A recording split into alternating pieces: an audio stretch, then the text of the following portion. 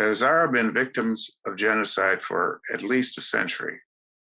One of the rulers of Afghanistan who consolidated Afghanistan, in fact, carried out a genocide of Hazaras that killed over half of the Hazara population of Hazaras in the 1890s. And that genocide has continued. Hazaras have been excluded from citizenship in Afghanistan, not permitted to hold government jobs, not even permitted to vote for most of Afghanistan's modern history. But in the 1970s, Hazaras were beginning to get fuller rights. And then after the Taliban were defeated, achieved educational equality and full human rights. Nevertheless, the persecution of the Hazaras continued even then, as they were attacked in bombings, in murders, in many other ways by the Taliban, by ISIS-K, and by other extremist forces in Afghanistan. Now, the Hazaras are a very special people in Afghanistan. They have a distinct culture. They have their own form of the Dari language, their own language, in other words. They are a ethnic, distinct people. They also are religiously distinct people because they are Shia Muslims. And that is why they are enemies of the Taliban. That is, the Taliban think they are enemies, as the ISIS forces do as well. So the Hazaras are at grave threat right now in Afghanistan because the Taliban have retaken power. My wife was very involved in Afghanistan this past 20 years. She was the U.S. Agency for International Development's expert on maternal survival programs. She helped to set up many maternity centers and maternal survival programs in Afghanistan. She's been to Bamyan. She's been all over Afghanistan, in fact. And what she saw in Bamyan, in the heart of Hazara culture, was a people who welcomed the education and the future that Afghanistan held. But as you know, in a suburb of Kabul that is largely inhabited by Hazaras, one of the maternity centers that she helped set up was attacked just a few years ago, just a year ago, in fact. And I want to tell you the story of one of the people who was there. Zainab, who was a 27-year-old Hazara woman from Bamyan, had gone there to give birth to her first baby. She joyfully named her baby Omid, which means hope in Dari. Her mother-in-law, Muhammadi, explained, "We gave him the name Omid, hope for a better future, hope for a better Afghanistan, and hope for a mother who has been struggling to have a child for years."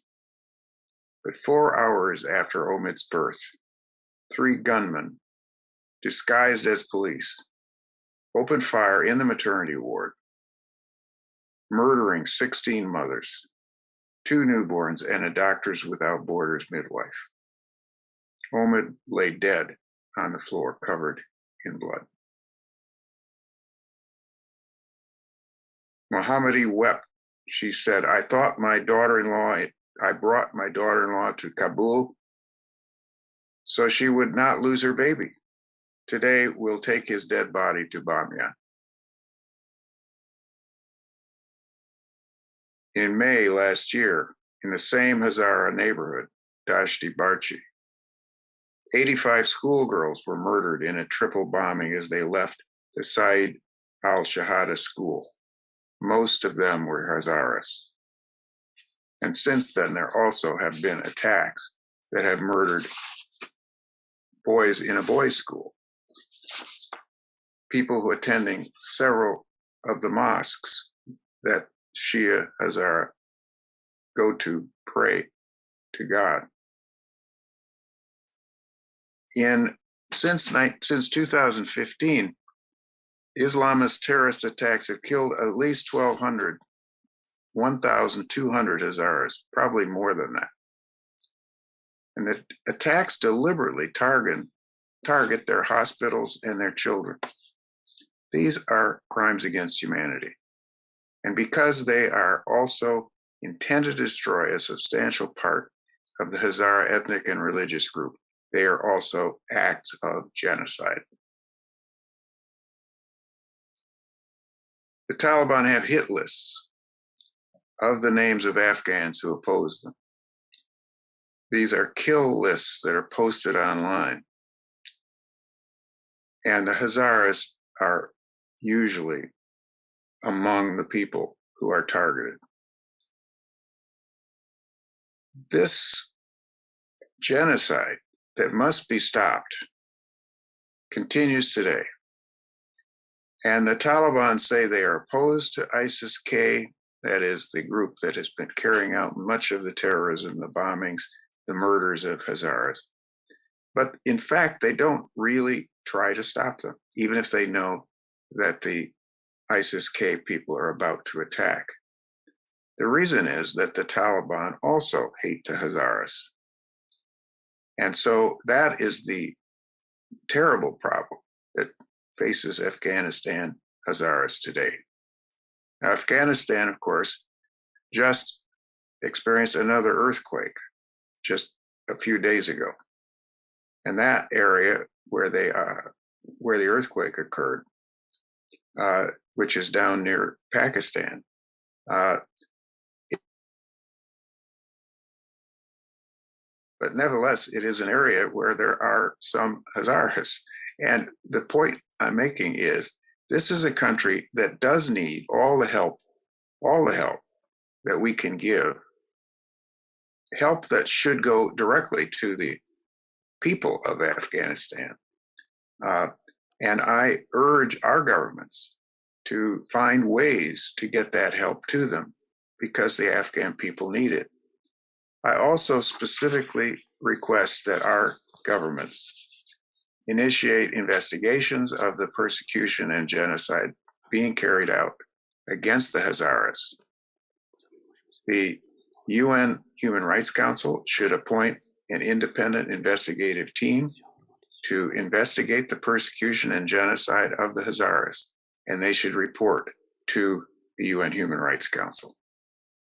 I also call upon governments around the world, in the United States, in Canada, in Europe, all around the world, to give special attention and special consideration to allowing Hazaras to come to their countries as asylees, in asylum, because they are a persecuted group. They have a well-founded fear of persecution on the basis of their political, religious, and ethnic identity. For these two policies should be implemented immediately. An investigation by the UN Human Rights Council, special provision for asylum for Hazara refugees. And I also call upon the world's governments to immediately find ways to assist all of the Afghan people who are starving, who are now beset by another earthquake, and who need our help. We are in a world in which we cannot live as individual nations isolated from each other. We are part of the main. We are part of humankind. We must stand together and help the Hazaras and all the people of Afghanistan. Thank you.